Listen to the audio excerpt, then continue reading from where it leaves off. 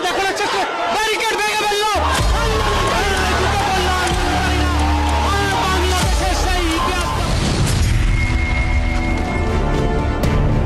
नहीं पा रहा है आदमी, जा नहीं पा रहा है। ये आधी रात का सच है। देखिए पुलिस दौड़ते हुए आ रही है, पुलिस पत्थर फेंक रही है। साइड हटो, साइड साइड साइड। ये देखिए पुलिस वालों की क्या हालत हुई है, कितनी बुरी तरीके से जख्मी हुए हैं। ये पूरा कुछ नहीं बचा है, सिर्फ और सिर्फ यहाँ पे सबूतों को मिटाने की कोशिश।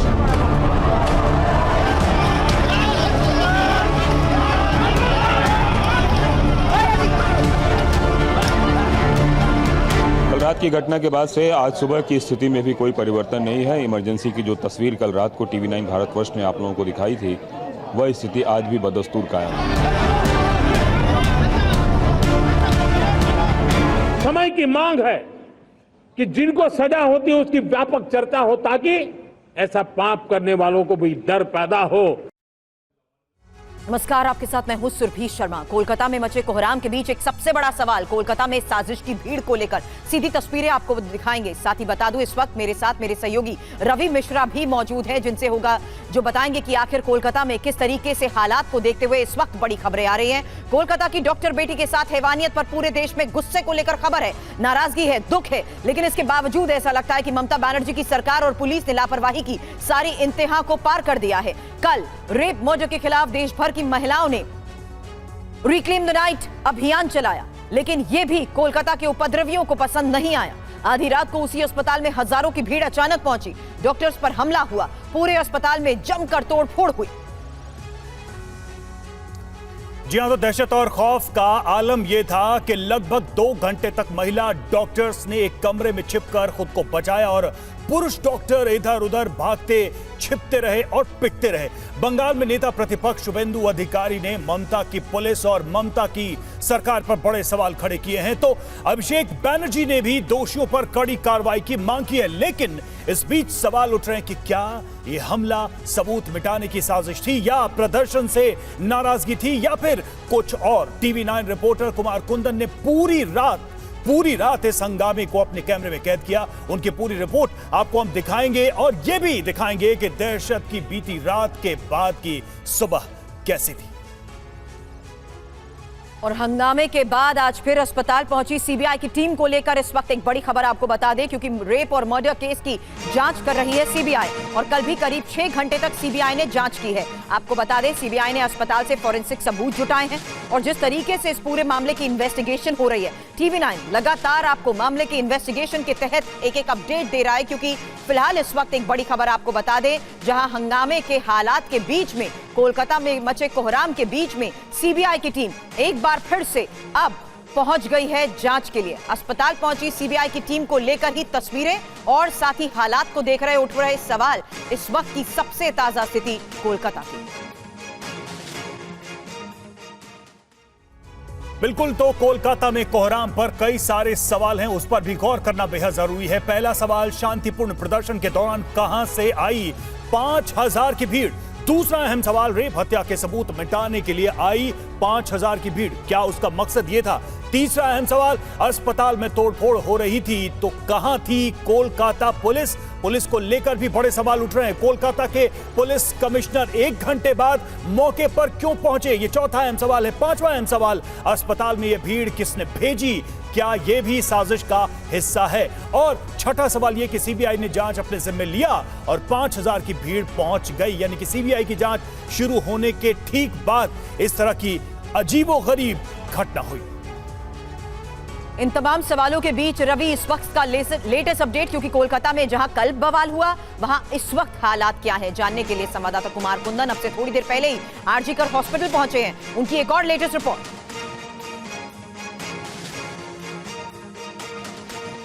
कल रात में आरजेकर अस्पताल में जो हुआ, उसके बाद से सुबह पूरी तरीके से तस्वीर बदली हुई है। पुलिस ने सब कुछ अपने हाथों में ले लिया है। सबसे पहले मैं अस्पताल के बाहर की तस्वीर दिखाऊंगा, जहां पे स्टूडेंट्स बैठे हुए थे। वो स्टूडेंट आज सुबह भी आके बैठ गए हैं प्रोटेस्ट करने के लिए, और सामने मैं आपको दिखाना चाहूँगा कि स्टूडेंट धीरे धीरे यहाँ पे आके बैठना शुरू किए हैं। अब ये जो जगह है जहाँ पे इनकी कुर्सियाँ वगैरह तोड़ ताड़ दी गई हैं, वो सारी के सारी कुर्सी जो है फ़िलहाल तो टूटी पड़ी हुई है, लेकिन स्टूडेंट प्रोटेस्ट के लिए यहाँ पे एक बार फिर से आ गए हैं, जो यहाँ पे प्रोटेस्ट कर रहे थे। इसके साथ अगर हम आगे की ओर चले, निरंजन जरा इस साइड की ओर आए, कैमरा पर्सन निरंजन को मैं रिक्वेस्ट कर रहा हूँ। जो दुकानें वगैरह टूटी हुई थी वो तो अभी भी बदस्तूर टूटी हुई हैं, लेकिन इमरजेंसी सर्विस की जो बात करें वो इमरजेंसी सर्विस अभी भी पूरी तरीके से डिस्ट्रॉयड है, टूटी हुई है। वहाँ किसी भी तरीके का कोई एक तरह से मूवमेंट नहीं है। इमरजेंसी के बेड वगैरह जो बाहर में अभी भी देखिए आप यहाँ पे पड़े हुए हैं, उसको जलाने की कोशिश की गई थी, उसको आग के हवाले करने की कोशिश की गई थी।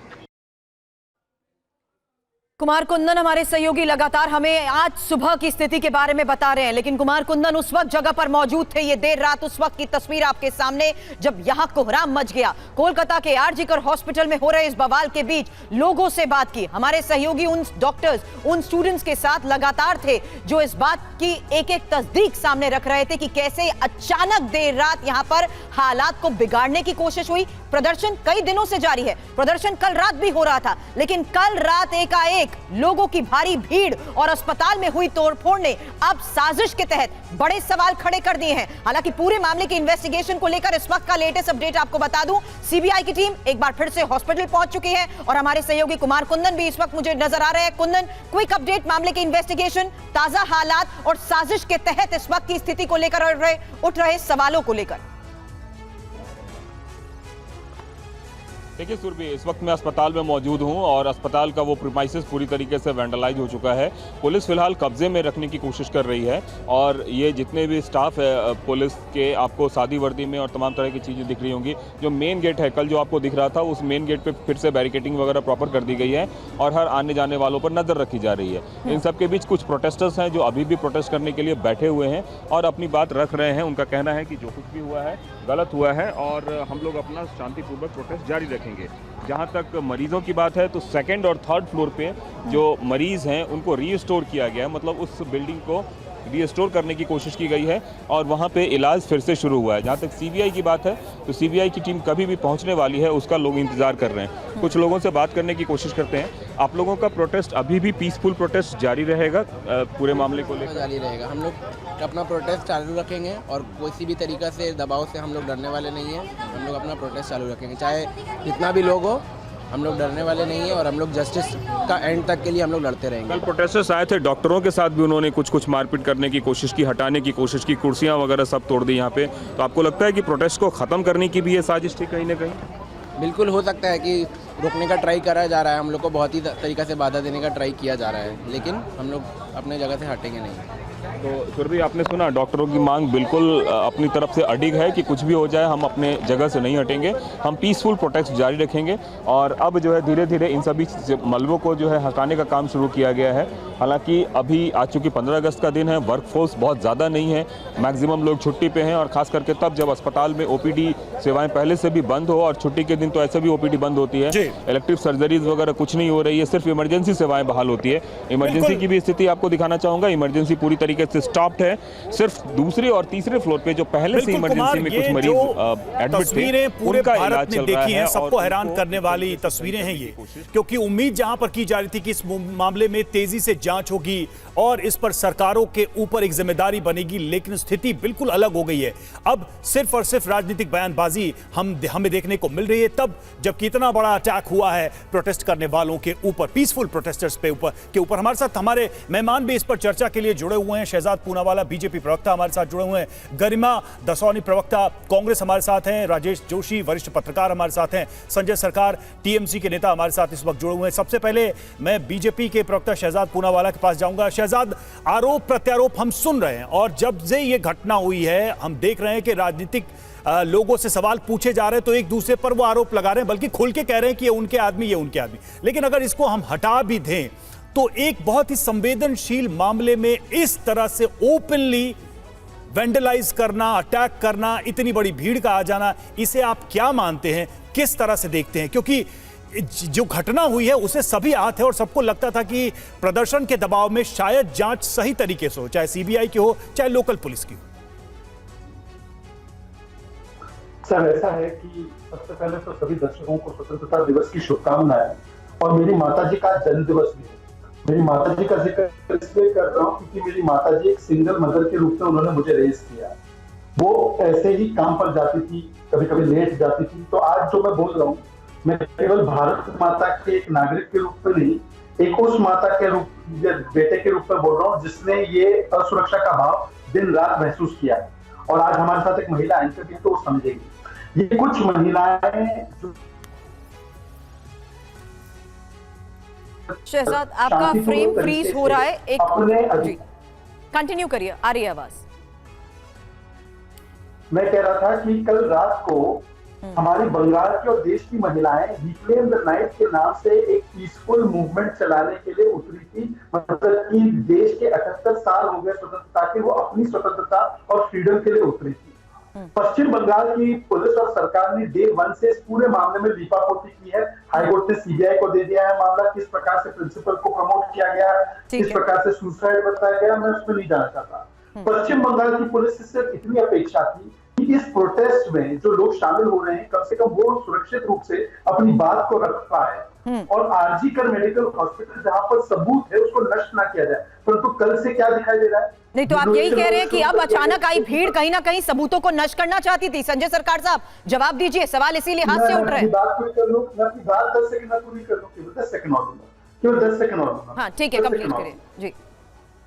कल रात को जो भीड़ आई, 1000-2000 की भीड़ दारू पीकर आई। आई विटनेस का अकाउंट है कि पुलिस वहां से भाग गई, पुलिस की जिम्मेदारी थी, वो जो भी है उनको पकड़ते।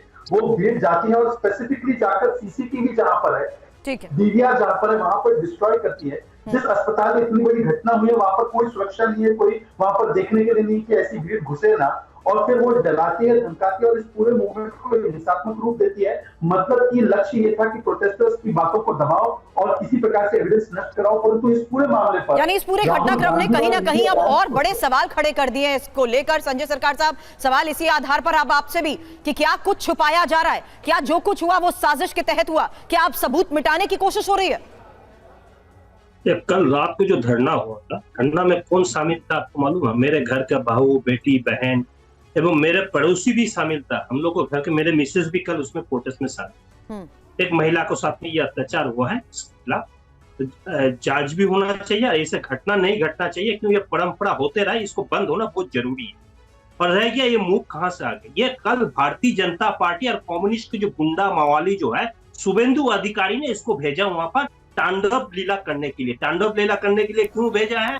आदमी को बांग्लादेश में कुछ इंसिडेंट हो गया, इंसिडेंट में सोच रहे इस तरह से इंसिडेंट यहाँ भी हो जाएंगे तो सरकार लौट जाएगा। लेकिन शाहजाद पुनावाला का बिल्कुल ये चीज मालूम नहीं है, जानकारी नहीं है। बंगाल है, बंगाल में ये चीज होना बहुत मुश्किल बात है। क्यों? यह 0 सन्नाटा हो चुका है। 77 से 17 होने वाला, अभी 17 होने वाला है नेक्स्ट इलेक्शन में। संजय जी, अभी भी आप इसमें चुनाव देख रहे हैं? संजय सरकार जी, अभी भी आप इसमें चुनाव देख रहे हैं?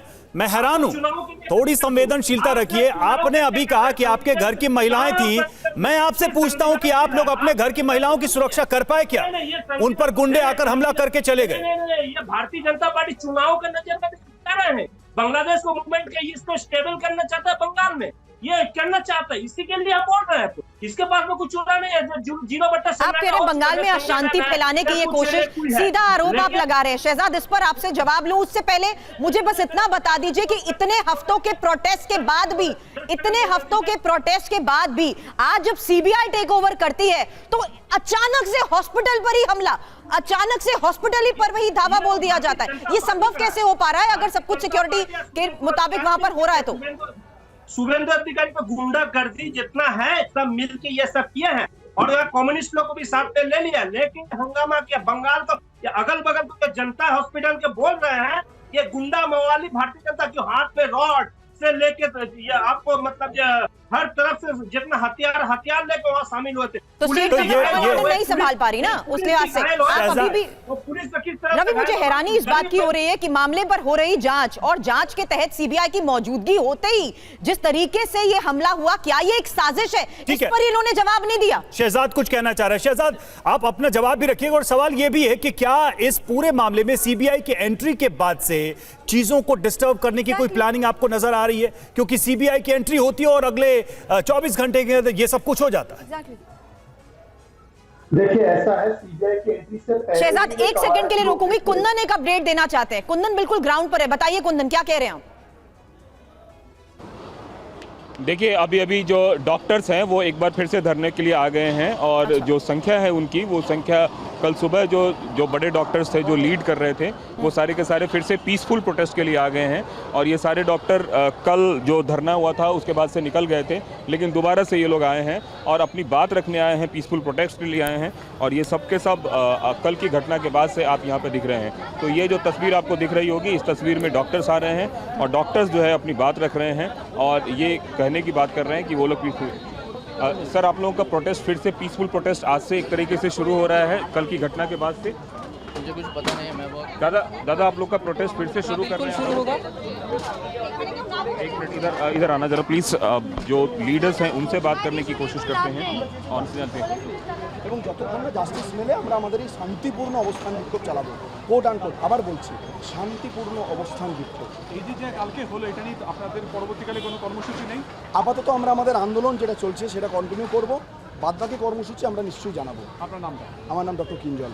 डॉक्टर सर एक बात बताएं कि कल जिस तरह से प्रोटेस्ट हुआ आज फिर से आप लोग पीसफुल प्रोटेस्ट पे बैठ हाँ हाँ हाँ हम लोग पीसफुल प्रोटेस्ट में स्टार्ट करेंगे। क्या आपको लगता है कौन थे वो लोग जो कल इस तरह से आप लोगों के साथ किए? हम लोग कैसे बताएंगे, हम लोग तो डॉक्टर है, जिसको बताना चाहिए उनको पूछिए ना। कुंदन बातचीत आप जिनको रखें बताना इनसे चाहिए जारी, उनको पूछिए। क्योंकि इस बीच जिस तरीके से एक बड़ा पैनल हमारे साथ मौजूद है। Shahzad back to you. और जब सवाल जांच को लेकर होता है, साजिश को लेकर होता है तो उस पर जवाब नहीं मिला। मैं हैरान हूं, सीधे तौर पर आरोप आप पर लगा दिए गए कि ये अशांत करने की एक और कोशिश थी। देखिए मैं समझता हूं कि टीवी9 बहुत बड़ा चैनल है और एक बात कही गई कि इसमें भाजपा और कम्युनिस्ट के लोग इन्वॉल्व है। कम्युनिस्ट वैसे कांग्रेस के साथ गठबंधन में है, परंतु अगर ऐसा है, कल रात की 12:30 की घटना है, अभी 11 बज रहे हैं, एफआईआर दिखाइए जहां पर भाजपा के कार्यकर्ताओं का नाम और कितनी गिरफ्तारियां हुई। ऐसे मत जाने दीजिए। लॉ एंड ऑर्डर पूर्ण तरीके से ममता बनर्जी की जिम्मेदारी है, वो फिर से फेल हुई है। हम मांग करते कि उनका इस्तीफा हो। ये एविडेंस डिस्ट्रॉय करने की कवायद पहले दिन से शुरू थी, सीबीआई के आने से पहले शुरू थी, इसलिए सीबीआई को नहीं देना चाहती थी। और आखिरी बात उन्होंने बोला है कि मेरी बहन बेटियां भी उसमें शामिल थी प्रोटेस्ट में।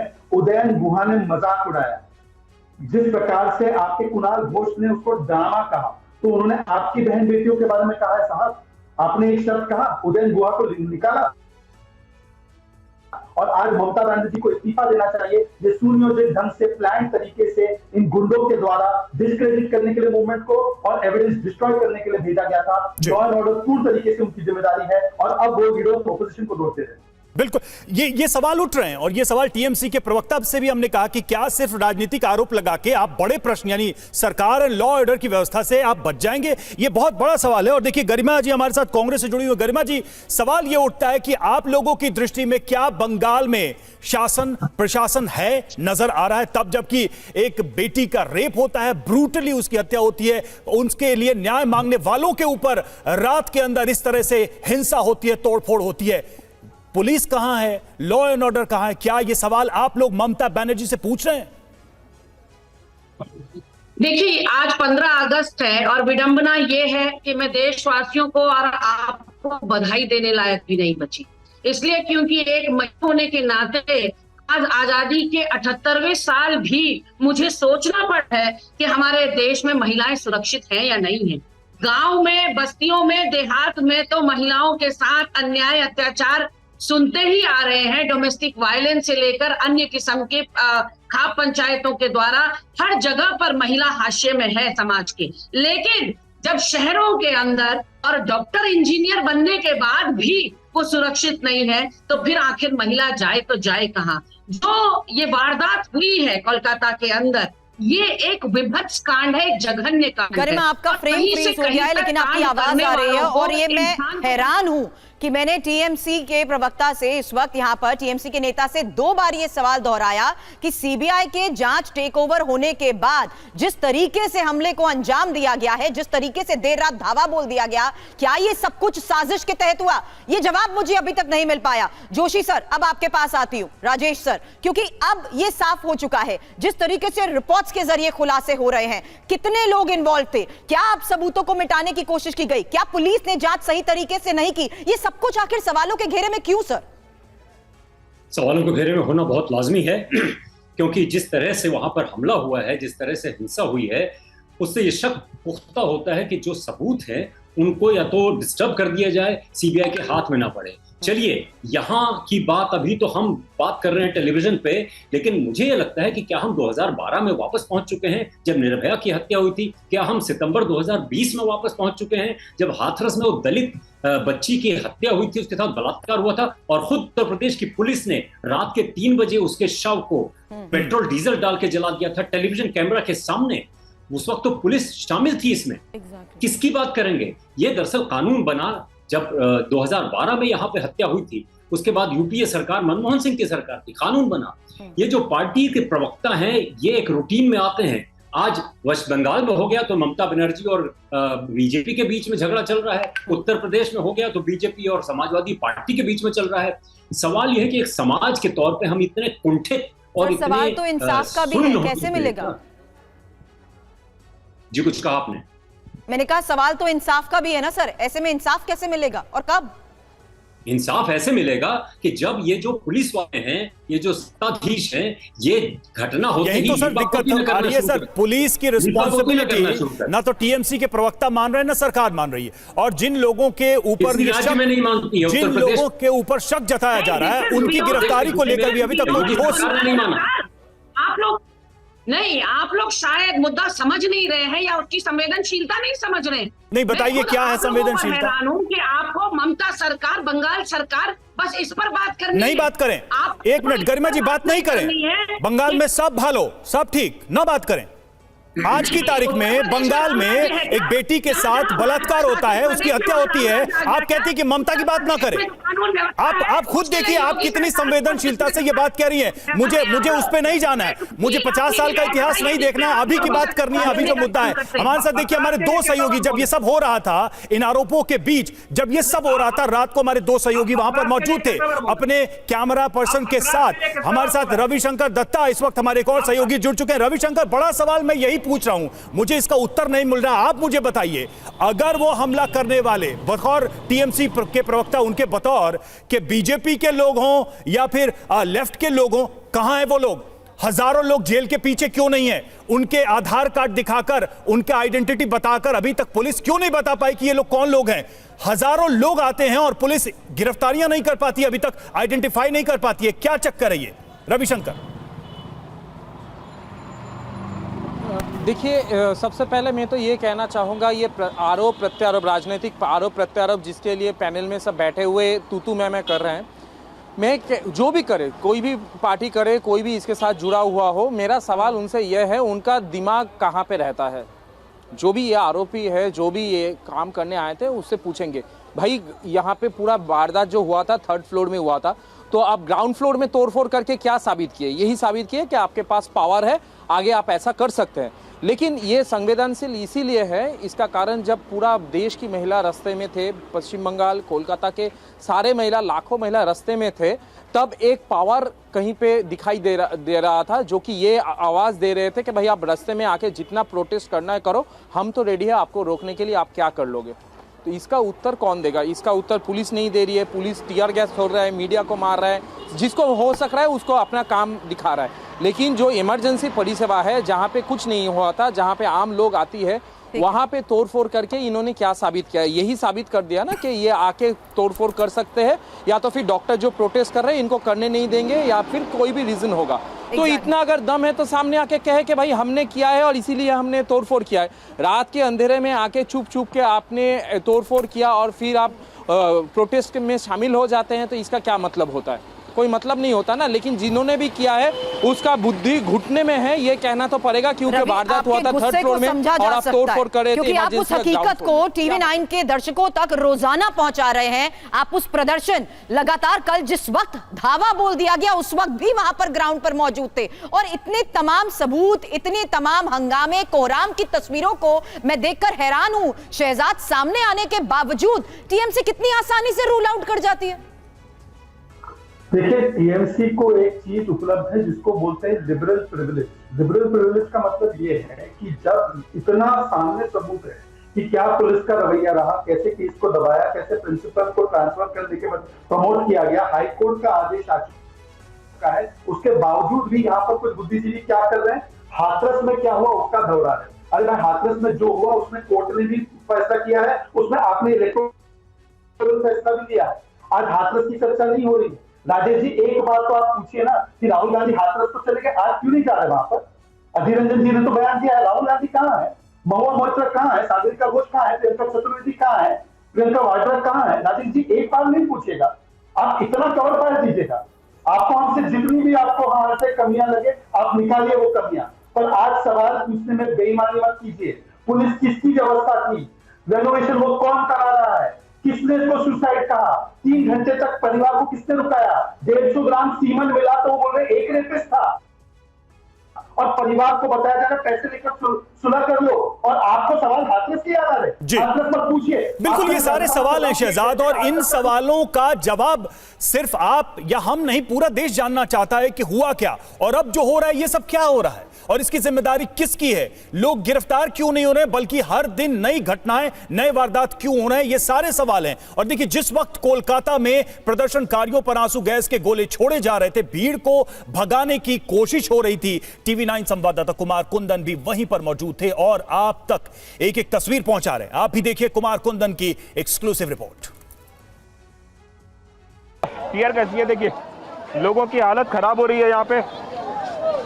अब लोग जो है वो धीरे धीरे भागने की कोशिश में लगे हैं, और निश्चित रूप से जो पूरा मॉब है उसको तितर बितर करने के लिए আমরা চুরি করিনি, তাও নিজের জন্য লড়েছি, তাই জন্যই আমাদের এখানে হাল হয়েছে।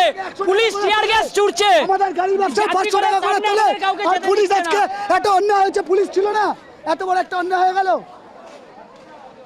किस तरीके का प्रोटेस्ट हो रहा है? पुलिस क्या कर रही है? एक मिनट प्लीज। पुलिस किस तरह से आंसू गैस छोड़ रही है इधर? बहुत गंदा अवस्था है, ये नहीं करना चाहिए था। क्या काफी ज्यादा आप लोगों को टॉर्चर किया गया? কাউকে আসতে হবে না, মার খেলে খাবো, মরলে মরবো, সবাই একসাথে মরবো আমরা। আজ আমরা আন্দোলনে নেমেছি, সাধারণ মানুষ একসাথে। ওখানে কিছু গুন্ডা বাহিনী, দুষ্কৃতী, ওরা ইচ্ছাকৃত ভাঙচুর করছে, এটাই কি আমাদের? এক মিনিট পদত্যাগ চাই। এক মিনিট আমাদের অধিকারটা ছিল, তিলোত্তমার বিচার চাই। আমার নাম মৌমিতা সরকার, আমি নিজে তিলোত্তমার নামের একটি মেয়ে। কালকে আমার সাথে এটা হতে পারে, আমার বোনের সাথে হতে পারে। কোথায় সুরক্ষা? কোথায়? নেই। নিরাপত্তা কোথায়? নেই। কি দিচ্ছ? 1000 টাকা চাই না। কি দিচ্ছ বলো? কি পরিষেবা দিচ্ছ? কিচ্ছু দিচ্ছ না। চাকরি দিচ্ছ? দিচ্ছ না। কি দিচ্ছ? কিছু দিচ্ছ না। কি দিচ্ছ আমাদেরকে? নিরাপত্তা দিতে হবে না রে, নিরাপত্তা একটা রাইট। ওটা ছেনাতে এসেছিলাম, কাঁদুনি গ্যাস মারছে, সারা শরীর জ্বলছে। राहुल जोशी सर इस पर कुछ कहना चाह रहे थे, और सर हमारे रिपोर्टर्स जिस तरीके से वहां की एक ग्राउंड रियलिटी दिखा रहे हैं, कल रात सबकी जुबान पर सर सिर्फ एक सवाल था जो आपने अभी भी सुना इस स्टूडेंट को, इस डॉक्टर को, सुरक्षा कहां है? कौन लेगा जिम्मेदारी इस हालात की?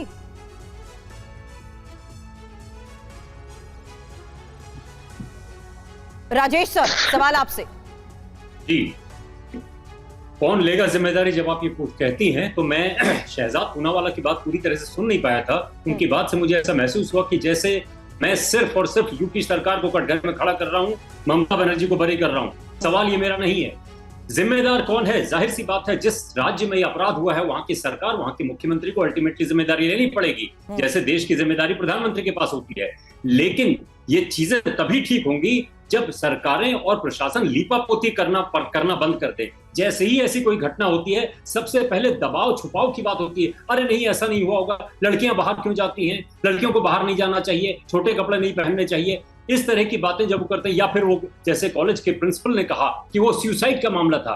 आप अपनी खाल बचाने के लिए एक जघन्य अपराध को न्यायोचित ठहरा रहे हैं, और जब तक समाज में ये चलता रहेगा, ऐसे क्राइम होते रहेंगे, ऐसे हम लोग बिल्कुल, ये सामाजिक तौर पे ही बड़ा प्रश्न है, होते रहेंगे और खत्म हो जाएगा। ये बड़ा प्रश्न है आप उठा रहे हैं संजय सरकार। अब सीधा सवाल आपसे है, आपने तो कह दिया कि गुंडे हैं, और किसके गुंडे हैं सब आप खुल्लम खुल्ला बोल रहे हैं। वो गुंडे जेल के अंदर कब जाएंगे? पुलिस के पास जवाब है इसका, या फिर भूल गए? 1000-2000 में आप लोग पहचान नहीं पा रहे हैं कौन है? देखिए, सबसे बड़ी बात है बंगाल में जो गवर्नमेंट है ये बहुत विकास का गवर्नमेंट, गरीब को इलाज कराता है फ्री में इसको दवाई भी मिलता है। ये सब जो pre plan Bharatiya Janata party का, अभी जो महिला को जब ब्रीफ दिखा रहा है सर, मैंने जो सवाल पूछा उसका मुझे उत्तर दे दीजिए कि जिन पर आप आरोप लगा रहे हैं, नहीं वो आप रिपीट कर रहे हैं ना सर। अरे सर, आप 5 सवालों में वही बात कह चुके हैं, एक ही उत्तर नहीं सर। इस चर्चा को आगे बढ़ाने के लिए मैं पूछ रहा हूं, इस चर्चा को आगे बढ़ाने के लिए पूछ रहा हूं, आप सुनने को तैयार नहीं है। वो लोग कब गिरफ्तार हो रहे हैं, आपकी पुलिस कब उनको सलाखों के पीछे ले जाएगी, मेरा सवाल है। एक बार फिर से मैंने दोहरा दिया आपके लिए। आप कानपुर का घाटनपुर नहीं पूछ सकते हैं, आप हथरास में संजय सर, अगर आपको पता है दोषी कौन है, अगर आप इतने कॉन्फिडेंट हैं, आपके पास इनपुट है कि ये किसके कहने पर हुआ, किसकी शय पर हो रहा है, तो क्या आप एक्शन लेंगे? कितना वक्त लगेगा एक्शन लेने में? संजय सर, अच्छा ठीक है, अगर आप कह रहे हो कि आपको पता है ये किसने किया, आपने कहा ये साजिश किसकी है, सीधे आरोप आप लगा रहे हो। सवाल रवि ने आपसे 3 बार ये पूछा, एक्शन कब होगा, वो सलाखों के पीछे कब पहुंचेंगे, कब होगी पहचान?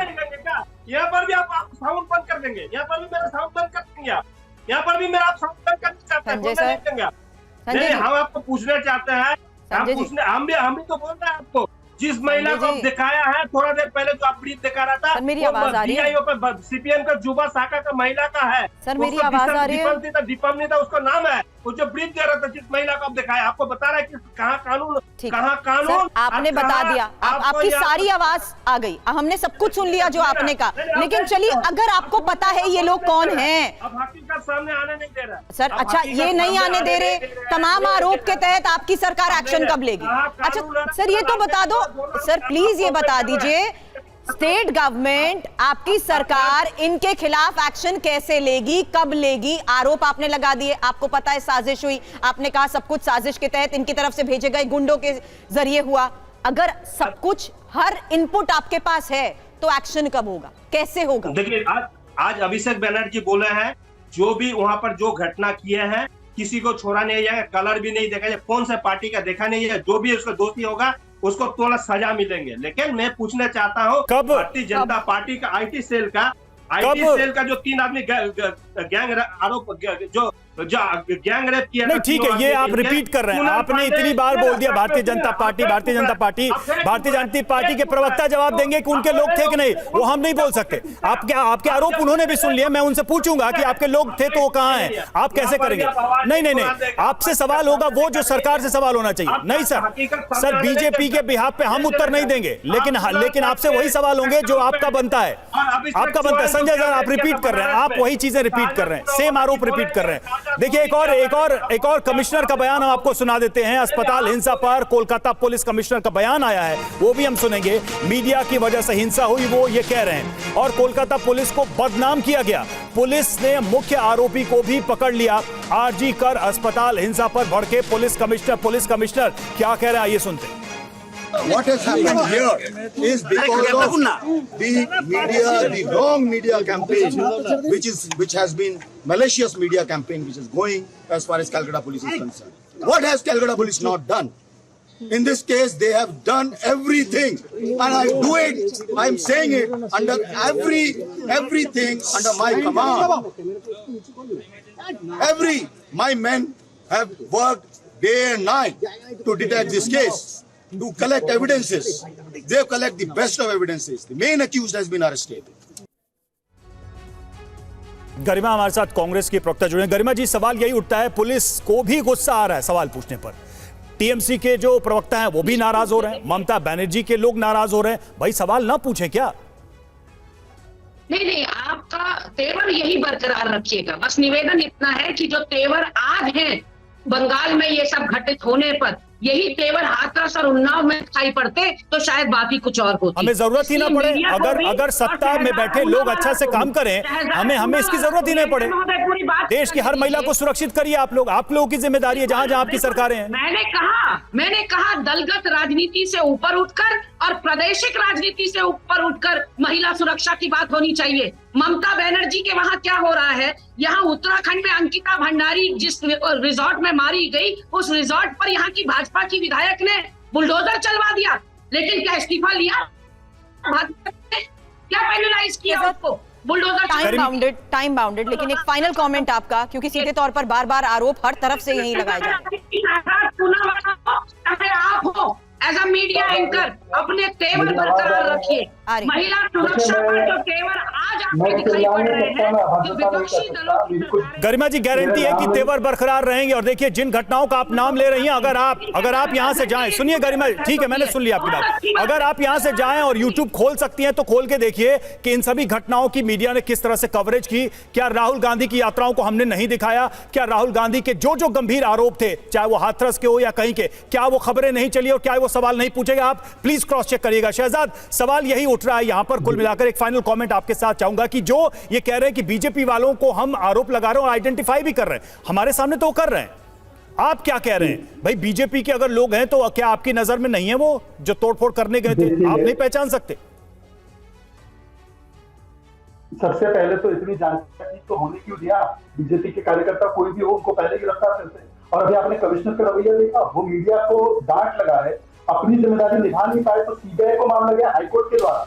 और ये है इनके निर्लज कमिश्नर ऑफ पुलिस जो आकर मीडिया पर दोष डाल रहे हैं। और जोशी जी ने भी अभी प्रिंसिपल की बात की। भाई प्रिंसिपल को प्रमोशन किसने किया? प्रिंसिपल ने सुसाइड बताया, शिकायत नहीं की, 3 घंटे पेरेंट्स को इंतजार करवाया, उसके बाद इस प्रिंसिपल को सरकारी दामाद बनाकर नेशनल मेडिकल कॉलेज भेजा किसने? जोशी जी जरा एक बार। लेकिन इस वक्त की जो ग्राउंड रियलिटी हमारे सहयोगी पहुंचा रहे हैं उसमें साजिश के तहत उठ रहे सवाल और मामले के इन्वेस्टिगेशन पर लगातार TV9 भारतवर्ष के हमारे सहयोगी अपडेट दे रहे हैं। आप बने रहे हमारे साथ।